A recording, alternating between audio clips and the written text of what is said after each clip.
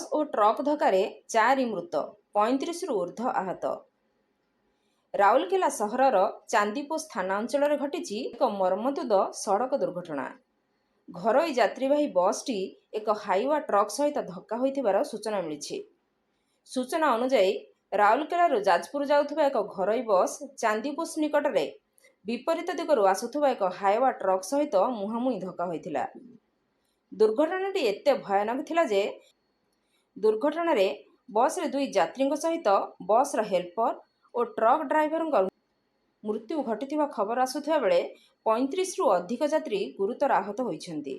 आहत मानकु तुरंत उद्धार करी राउरकेला सरकारी हॉस्पिटल को स्थानांतरित करा जायछि। घटना पर स्थानीय लोक माने और पुलिस उद्धार कार्य रे लागि पड़िछन्ति। पुलिस घटनार तदंत आरंभ करथिबा बेले मृत और आहतों सठिक संख्या एपर्यंत स्पष्ट होई नाही।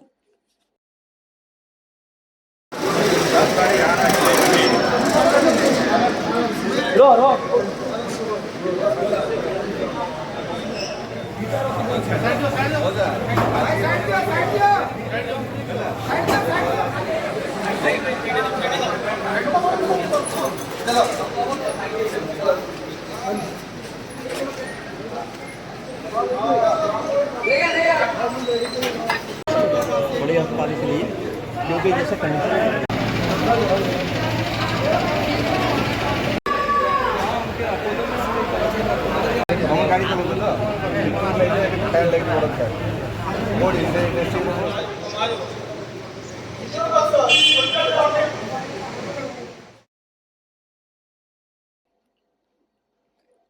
राउरकेला लवकिशोर नायक रिपोर्ट, नागराज न्यूज।